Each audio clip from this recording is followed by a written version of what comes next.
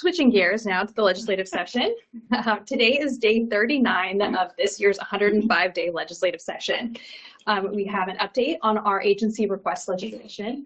House Bill 1222 just passed out off of the House of Representatives floor last week with a vote of 73 to 21 and will now move to the Senate. Director Griffin and I continue to meet with legislators regarding the general fund deficit and the impacts of a sweep of funds could have on our IT modernization project. This is an ongoing issue, and we will have more updates for you as the legislative session continues.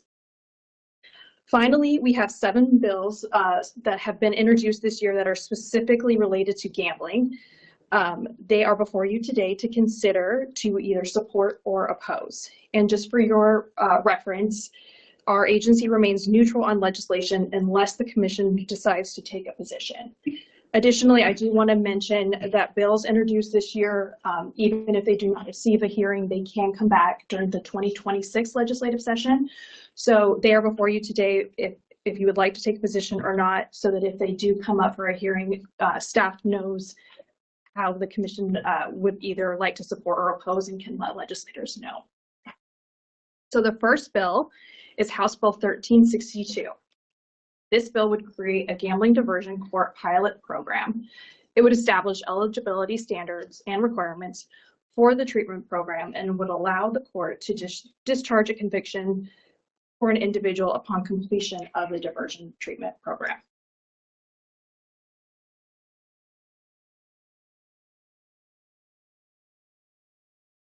Do you want to just go through them all first? Oh, yeah.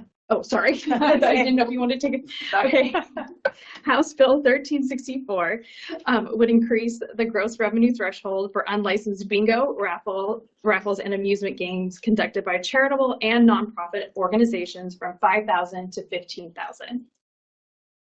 Senate Bill 5443 would increase the maximum price which raffle tickets can be sold from $100 to $250. It would increase the gross revenue threshold for unlicensed bingo, raffles, and amusement games conducted by charitable and nonprofit organizations from $5,000 to $20,000, and increase the gross revenue from bingo and amusement games to $10,000. Additionally, it would allow for 3 enhanced raffles per calendar year for both Eastern and Western Washington for bona fide charitable organizations, resulting in 6 total enhanced raffles each year. Finally, it would allow bona fide charitable and nonprofit organizations to conduct a promotional contest of chance and allow bona fide charitable and nonprofit organizations to solicit a donation in a promotional contest of chance.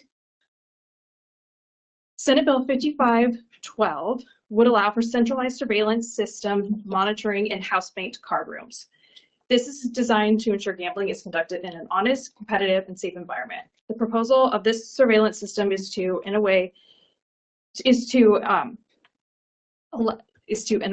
that is not publicly accessible, document events that ensure the licensed gambling activities are conducted honestly and free of criminal elements and activities, protect the public and employees, and allow card rooms to implement cost-saving measures by reducing the amount of surveillance staff that are required to have on site. Senate Bill 5565 would allow senior living centers, senior housing, and senior living communities to conduct a bingo game once a week. Gross revenues from bingo would not exceed $10,000 during a calendar year.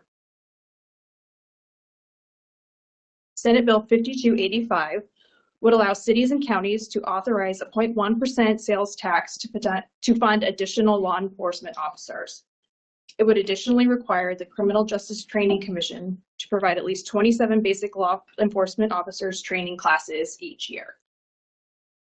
And finally, Senate Bill 5621 would prohibit electronic raffles conducted at sporting events where the total prize amount is 50% of the gross gambling receipts collected. Okay, is that all of them? That is all of them. Okay, that's a lot. Sorry. Thank you. All right, so do any of the commissioners have any want to support or specifically oppose any of these, or any neutral as the commission staff is doing, or Any thoughts on that? Chair Levy, point of information. Are we able to just choose one of these, or do we have to go the whole slate together? You can choose one, and then we would write a letter of support or of opposition to whomever the person is that sponsored the bill. Thank you. Personally, I think that we would remain neutral for now.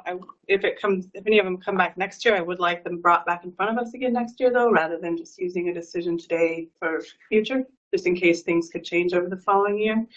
But I don't know if anyone else believes things differently. I'm all ears. I agree with that perspective. That as of today, I think that we should remain neutral, but if anything changes, bring them back up to us, or if they seem to go forward. Okay. Commissioner Charles, do you have any thoughts on any of that, or are you? No, I think that seems logical to me as well, to just wait. So thank you. All right. Is there any public comment on any of this that might change our minds at all? I don't see any. All right. Thank you.